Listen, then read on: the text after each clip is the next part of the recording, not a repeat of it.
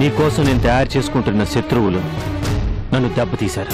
మనలోనే మార్పు తెచ్చుకుంటే శత్రువులు తగ్గి ఆత్మీయులు పెరుగుతారు. ఓకే ఓకే, అయితే అతన్ని రేపు ఆఫీస్కి వచ్చి ఒకసారి కలవమని చెప్పు. జీతం ఎంత కావాలి? మీ ఇష్టం సార్. నెలకి 25,000 ఇస్తాను. రోడ్డు మీద గాయాలతో స్పృహ తప్పి పడిపోయిన నన్ను హాస్పిటల్లో చేర్పించా.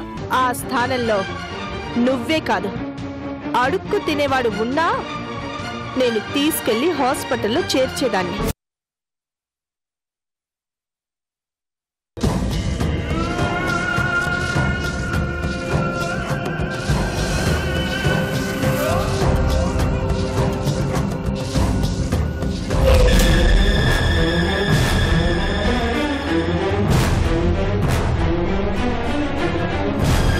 నమస్తే మేడం.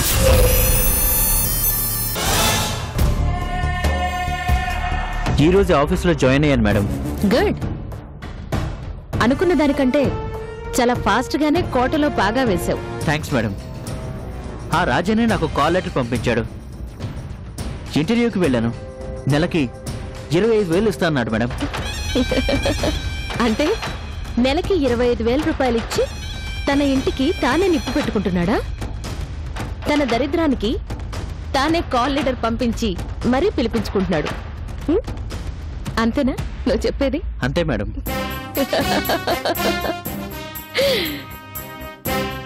ఎక్కడా అనుమానం రాలేదు కదా? ఛాన్సే లేదు మేడం.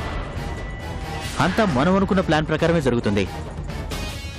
అనుకున్నట్టే గుళ్ళో చందు దృష్టి నా మీద పడేలా చేసుకున్నాను. రోడ్డు మీద ముసలాడికి దెబ్బ తగిలితే నేను సాయం చేసే సీన్ అయితే బ్రహ్మాండంగా సక్సెస్ అయింది మేడం. అక్కడే సగం ఇంప్రెషన్ కొట్టేశాను. అవే నాకు ఎక్కువ మార్కులు పడ్డాయి. Very good. ఇక ఉరేసుకునే సీన్ అయితే ఫుల్ సింపతి క్రియేట్ అయింది మేడం. నేను అనుకున్నట్టే భర్తతో మాట్లాడి కాల్ లెటర్ పంపించేలా చేసింది మేడం. పాపం పిచ్చి సిస్టర్ ఇంత ఈజీగా బుట్టలో పడుతుంది అని అస్సలు అనుకోలేదు. చాలా బాగుంది. నాకు ఏం తెలియనట్టే నటిస్తున్నాను మేడం. ఇప్పటివరకైతే నాకు చందు రాజాకి భార్య అని తెలీదు. అలాగే నేను నమ్మాలి. రేపు ఆ నిజం తెలుసుకుని నేను ఆశ్చర్యపోవాలి. మరింకెందుకు ఆలస్యం? నటనతో రెచ్చిపో. ఎలా నటిస్తావో నటించు. కోటలో పాగా వేశావు కదా, ఇక అసలు కథ నడిపించు. అలాగే మేడం, ఉంటాను.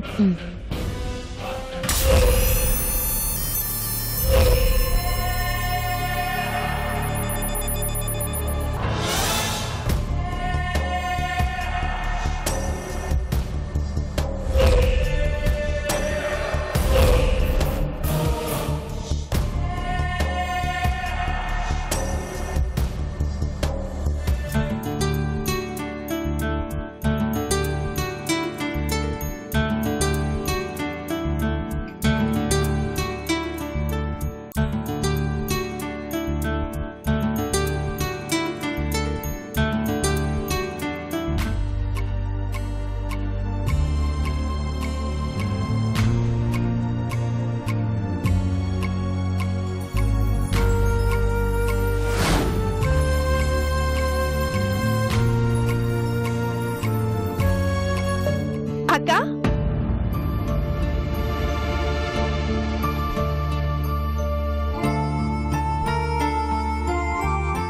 అక్క,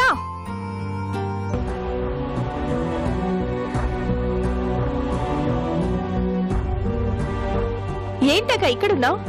రా, కార్లో వెళ్దాం. పర్వాలేదులే జయంతి, నేను వెళ్ళిపోతాను. ఎక్కడికి వెళ్తావు? ఆశ్రమానికిగా వెళ్ళేది. నేను డ్రాప్ చేస్తాను. వద్దులేమ్మా. నువ్వు ఇలా మాటలతో వినవు గాని రా, పద, కూర్చో.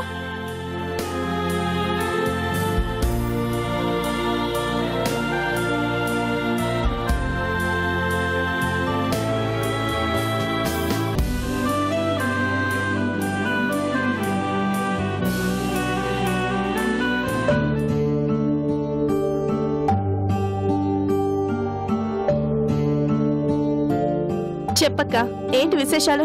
పిల్లలందరూ ఎలా ఉన్నారు? బాగానే ఉన్నారు. ఏంటక్క అలా ఉన్నావేంటి? అంత ఓపెన్ గా మాట్లాడడం లేదు. ఏమైంది? ఏం లేదులే. ఏం లేకుండా మా అక్కిలా ఉండదని నాకు తెలుసు. పర్వాలేదు, చెప్పక్క. మనసులో ఒకటి ఉంచుకొని బయటకు చెప్పకపోవడం నేరమక్క. చెప్పు. అదే మాట నీకు వర్తిస్తుందిగా జయంతి. నాకా? నేను మనసులో ఏం పెట్టుకున్నాను? కృష్ణ మీద ప్రేమ. ఏంటక్క నువ్వనేది? ఏం జయంతి, నీ మనసులో కృష్ణ ఉన్నది అబద్ధమా? అది లేకుండానే రోడ్డు మీద పడిపోయిన వ్యక్తిని కాపాడి హాస్పిటల్లో చేర్పించావా? హాస్పిటల్లో చేర్పించి కాపలాగా తన పక్కనే ఉన్నావు. చివరికి బిల్లు కూడా నువ్వే కట్టావు. అన్నీ చేసి ఏం తెలియనట్టు వెళ్ళిపోయావు కదూ. మరి మనసులో ఇంత అభిమానం పెంచుకుని ఇంటికొచ్చిన వ్యక్తిని ఎందుకు ఇలా అవమానించి పంపించావు? చెప్పు జయంతి. బయలుదేరదాం అక్క. అక్క, నాకు నవీన్కి పెళ్లి చాలా గ్రాండ్ గా జరగబోతోంది. ఆ తర్వాత గ్రాండ్ గా పెద్ద పార్టీ ఇస్తున్నాం. దానికి ఫంక్షన్ హాల్ బుక్ చేశాం. అలాగే వెడ్డింగ్ కార్డ్స్ అవి అందరికీ పంచేశాం. ఎందుకు జయంతి మాట మారుస్తావు? ఎందుకంటే ఆ విషయాలు మాట్లాడడం నాకు ఇష్టం లేదు కాబట్టి. రేపో ఎల్లుండో నాకు నవీన్కి పెళ్లి అని చెప్తున్నాను. శుభలేఖ కూడా ఇచ్చాను. నువ్వు ఇలా మాట్లాడడం ఏదైనా సబబ్గా ఉందా? అంటే కృష్ణ విషయంలో నాకెలాంటి ప్రేమ అభిమానం లేవు. నేను కేవలం తన మీద జాలి చూపించానంతే. మనకి పరిచయం లేకపోయినా దారిలో ఎవరైనా పడిపోతే అయ్యో పాపం అని హెల్ప్ చేస్తాం కదా. ఇది ప్రేమ కాదు, అభిమానం కాదు, మానవత్వం, జాలి. అదే ప్రేమ అనుకుంటే దాన్ని మించిన మూర్ఖత్వం మరొకటి ఉండదక్క. చూడక్క, కృష్ణ విషయంలో నేను చాలా క్లియర్ గా ఉన్నాను. అదే తనకే చెప్పాను. కృష్ణ అనే వ్యక్తి నా జీవితంలో చింపేసిన పేజీతో సమానం. ఒకసారి కాదనుకొని చింపేశాక మళ్ళీ పుస్తకంలోకి ఇమ్మడదు. అలాగే మనసులోంచి తుడిచేశాక తిరిగి నా మనసులోకి రాలేడు. జయంతి. అవునక్క. అది కాదు జయంతి, నా మాట. ప్లీజ్ అక్క, ఈ విషయం అయితే ఇంకేం మాట్లాడొద్దు ప్లీజ్. నువ్వు మాత్రం పెళ్లికి ఎక్కొట్టొద్దు. పిల్లల్ని కూడా తీసుకురా, సరేనా?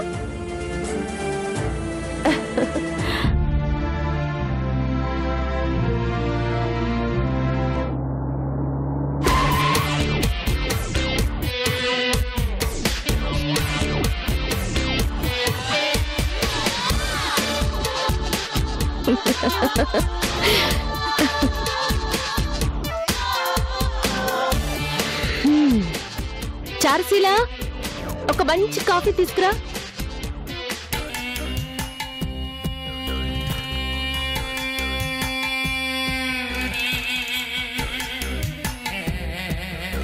ఇదిగోమ్మా కాఫీ.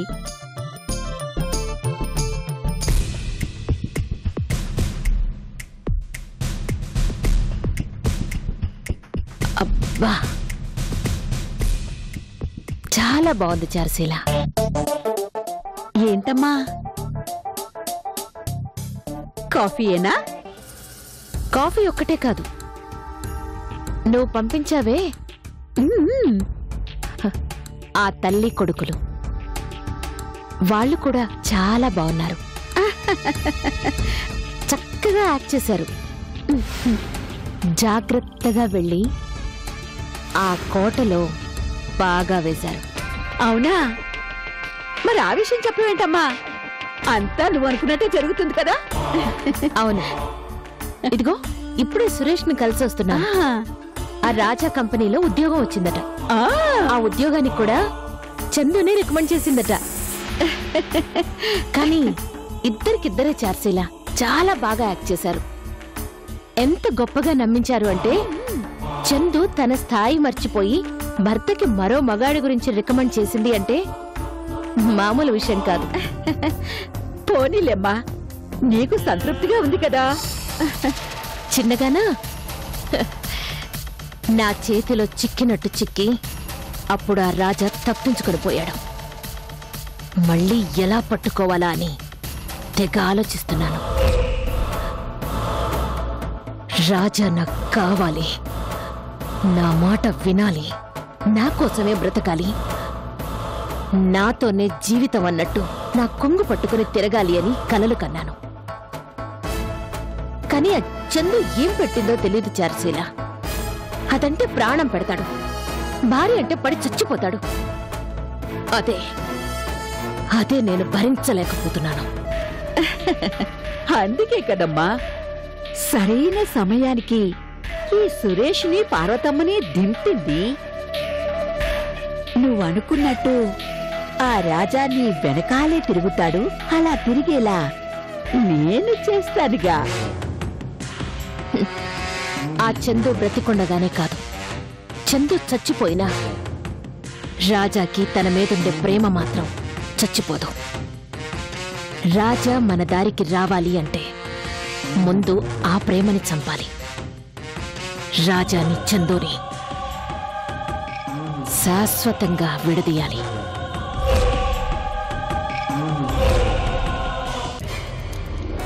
విడదీసి పాలించటం అనేది గొప్ప రాజనీతమ్మా.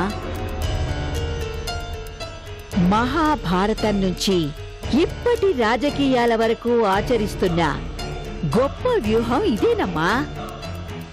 ఇద్దరు పోట్లాడుకుంటేనే మూడో వ్యక్తికి కలిసొచ్చేది. అది భార్యాభర్తలైనా స్నేహితులైనా కలిసినంతకాలం ఏమీ చేయలేము. అందుకే ఇద్దరి మధ్యన నిప్పు పెట్టాలి. అయిపోతుందమ్మా. ఇప్పుడు నువ్వు పెట్టిన ఈ నిప్పు ఆ రాజా చందుల మధ్య ఉన్న అనుబంధాన్ని కాల్చి బూడిద చేస్తుంది.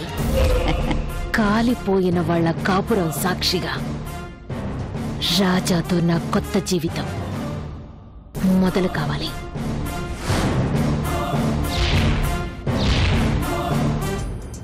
అవుతుందమ్మా.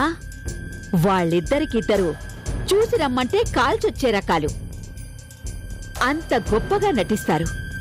వాళ్ళని ఎలా కావాలంటే అలా వాడుకోండమ్మా. మీరు ఏది చెప్పినా చేసేస్తారమ్మా. పైగా వాళ్ళు బాగా నమ్మకస్తులు కూడా. ఇప్పుడే కదా చారుశీల అసలు డ్రామా మొదలైంది. ముందుంది ముసళ్ల పండగ. వాళ్ళ కథలో చాలా ట్విస్టులుంటాయి. ఏరి కోరి దారిన పోయే దరిద్రాన్ని తెచ్చి ఆఫీసులో పెట్టించింది చందు. తన్ని రికమెండ్ చేయడమే జీవితంలో తను చేసిన పెద్ద తప్పు అని అతి త్వరలోనే తెలుసుకుంటుంది. అది తెలుసుకునేలోగానే జరగాల్సిన నష్టం జరిగిపోతుంది. అంతేనమ్మా. మనం ఏదైనా చేస్తే ఇలా చెదపురుగులా చేసుకుంటూ పోవాలి. దాన్ని గుర్తించేలోగా సగానికి పైగా నాశనమైపోతుంది. ఆఫీసులో సురేష్, బయట పార్వతమ్మ ఇద్దరూ చెరోవైపు నరుకుతూ వస్తారు. చివరకు వాళ్ళ జీవితం అంధకారంలోకి కోరుకుపోతుంది. అమ్మా అమ్మా, ఎవరు?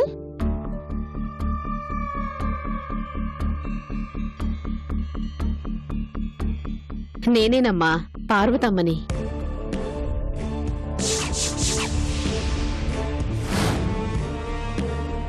ఓ మీరా? మర్చిపోయాను. రండి, కూర్చోండి.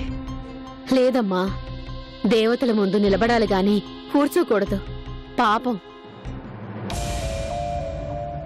దేవత ఎవరు? నువ్వేనమ్మా, నా ఇంటి దీపం నిలబెట్టిన దేవతవి. ఏమిచ్చి నీ రుణం తీర్చుకోగలను? ఇదిగోనమ్మా, ఈ పళ్ళు తీసుకో. అయ్యో, ఇప్పుడు ఇవన్నీ ఎందుకండి? పెద్దల దగ్గరికి, నీలాంటి మంచి మనసున్న వాళ్ళ దగ్గరికి వట్టి చేతులతో వెళ్ళకూడదు కదమ్మా. అందుకే ఏదో నాకు చేతనైంది తెచ్చాను. అనవసరంగా మీరు నన్ను పెద్దదాన్ని చేస్తున్నారు. అసలు నేనేం చేశానని? ఏం చేశాను అని నిన్ను నువ్వు తక్కువ చేసుకోవద్దమ్మా. నీ దయ వల్ల నా కొడుక్కి మంచి ఉద్యోగం వచ్చింది. ఉద్యోగం దొరకలేదని నా కొడుకు ఎంత దిగులు పెట్టుకున్నాడో నీకు తెలియదమ్మా. ఆఖరికి చచ్చిపోవడానికి కూడా సిద్ధపడ్డాడు. అది చూసాకే ఉద్యోగం ఇప్పించాలి అనుకున్నాను. ఇప్పుడు మీరు మీ అబ్బాయి సంతోషమే కదా? మా సంతోషం మాటల్లో చెప్పలేం తల్లి. ఎంతగా రుణపడిపోయాము అంటే జీవితాంతం మీ సేవ చేసుకున్నా ఆ రుణం తీరదమ్మా. అంత మాట ఎందుకులేండి, మీ అబ్బాయికి చదువు ఉంది, సంస్కారం ఉంది, అన్నిటికీ మించి మంచితనం, మానవత్వం ఉన్నాయి. అవునా? హోసి పిచ్చిదానా, బాగానే పడ్డావే వల్లో.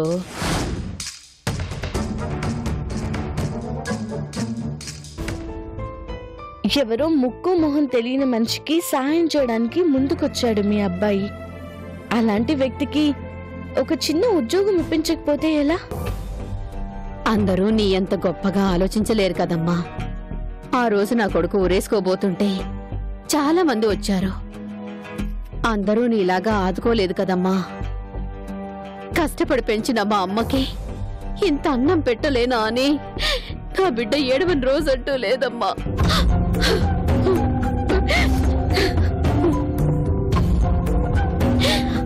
చెట్టంత ఎదిగిన కొడుకు ఉద్యోగం లేదు అని ఏడుస్తూ కుమిలిపోతుంటే ఏమీ చేయలేని పరిస్థితి అమ్మా నాది. ఈ ఉద్యోగం రాకపోతే నా బిడ్డ నాకు దక్కేవాడే కాదమ్మా. దేవతలా వచ్చి నాకు పుత్ర భిక్ష పెట్టావు తల్లి. చిన్నదాని అయిపోయావు, లేకపోతే నీ కాళ్ళు కడిగి ఆ నీళ్లు నెత్తిన జల్లుకునేదాన్ని. అయ్యో, ఎందుకమ్మా అలాంటి మాటలు? నేను చెప్పినా మీ అబ్బాయికి చదువు లేకపోతే ఉద్యోగం వచ్చేదా? ఇదంతా మీ కష్టమే. నేను కాకపోతే ఇంకొకరైనా దారి చూపించేవాళ్ళు. ఇందులో మీరు నాకు రుణపడిపోయేది ఏమీ లేదు. అంతా నీ మంచితనం తల్లి. వెళ్ళొస్తానమ్మా. అప్పుడప్పుడు వస్తుందండి. అలాగేనమ్మా.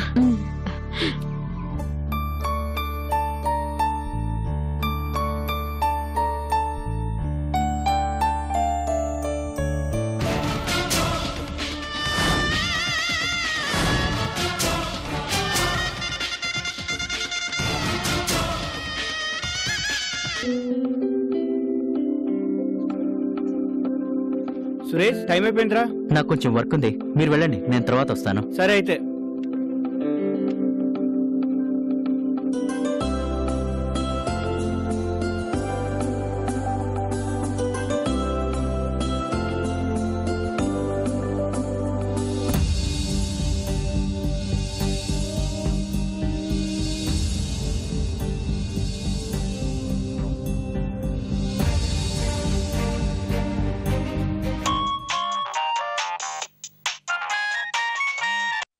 చెప్పు చందు. ఏంటి సార్, టైం ఎంత అయింది? 9:30 అయింది. ఇది అడగడానికి ఫోన్ చేసావా? 9:30 అయిందని గుర్తుందా? అరే, అప్పుడే 9:30 అయిపోయిందా? ఇప్పుడు అర్థమైందా నేనెందుకు ఫోన్ చేశాను? ఎంతసేపు ఆఫీసేనా? ఇక్కడ ఇల్లుంది, ఇంట్లో ఒక ఇల్లాలుంది, నీకోసం ఎదురు చూస్తుంటుందని కొంచెమైనా ఆలోచన ఉందా లేదా? Sorry sorry sorry sorry, work లో పడి టైం చూసుకోలేదు. ఇప్పుడే బయలుదేరుతున్నాను, వచ్చేస్తున్నాను. నాకు తెలుసు మా వారికి ఆఫీసే మొదటి పెళ్ళామని, నేనే రెండో పెళ్ళాన్ని. ఓయ్, మీ ఆయన శ్రీరామచంద్రుడు. ఒకటే పత్ని, ఒకటే మాట. రెండో మాట మాట్లాడకుండా బయలుదేరుతున్నాను. బాయ్. బాయ్.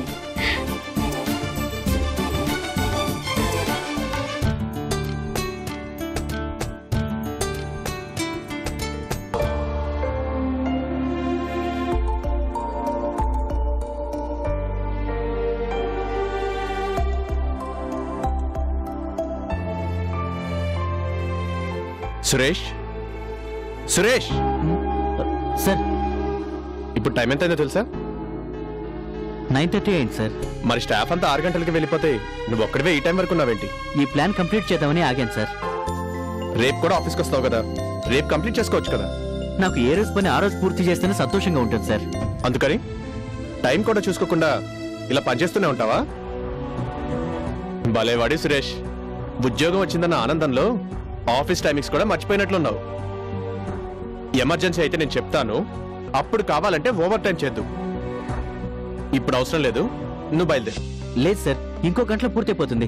మళ్ళీ ఆ మూడు రాదు సార్. రావాలి. జాబ్ అంటే అంతే, ఆఫీస్ టైంలో అన్నీ మర్చిపోయి వర్క్ చేయాలి. టైం అయిపోయాక ఆఫీస్ మర్చిపోయి హాయిగా ఫ్యామిలీతో గడపాలి. అవతల మీ అమ్మగారు నీ కోసం ఎదురు చూస్తూ ఉంటారు. నువ్వు ఇంకా లేట్ చేస్తే ఆవిడ కంగారు పడరా? కమాన్, బయలుదేరు. లేదు సార్, మీరు వెళ్ళండి, నేను కాసేపాకి వెళ్తాను. Nothing doing. బయలుదేరు. మిగిలింది ఏదైనా ఉంటే రేపు కంప్లీట్ చేయి. ఆఫీస్ టైమ్స్ ని ఫాలో అవటం మంచి ఎంప్లాయ్ లక్షణం.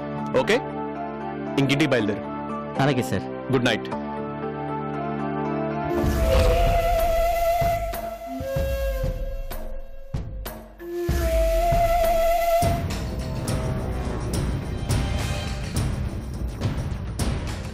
అంతేనమ్మా, మనం ఏ విషయంలో కూడా తలంచకూడదు.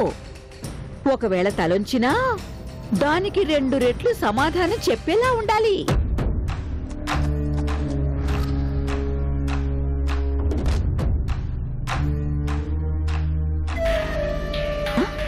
అవకాశం దొరికినప్పుడు ఎవరిని వదిలిపెట్టకూడదమ్మా. దాచుకున్నవి, అనుకున్నవి, అనాలనుకున్నవి అన్నీ అన్నీ అప్పుడే కడిగేయాలమ్మా.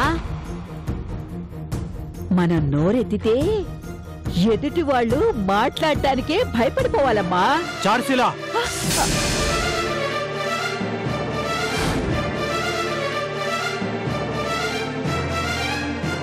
ఏం చెప్తున్నావు? అయ్యా, అది నీ పనేంటి? నువ్వు వాగే వాగుడేంటి? నీ పని చారులో పోపు పెట్టడం, అంతేగాని కొంపకి నిప్పు పెట్టడం కాదు. నేనేం చెప్పలేదయ్యా, ఏదో లోకం తీరు గురించి పెద్దదానిగా చెప్తున్నాను. నీ పెద్దరికం ఏ పాటితో నీ మాటల్లోనే తెలుస్తుంది. ఇంకోసారి ఇలాంటి సలహాలు ఇచ్చినట్టు కనిపించావంటే మర్యాదగా ఉండదు. వెళ్ళి నీ పనేంటో చూసుకో. ఎందుకు ఎవరి మీద కోపమో ఆవిడ మీద చూపిస్తారు? నా కోపం ఎవరి మీద కాదు, నీ మీదే.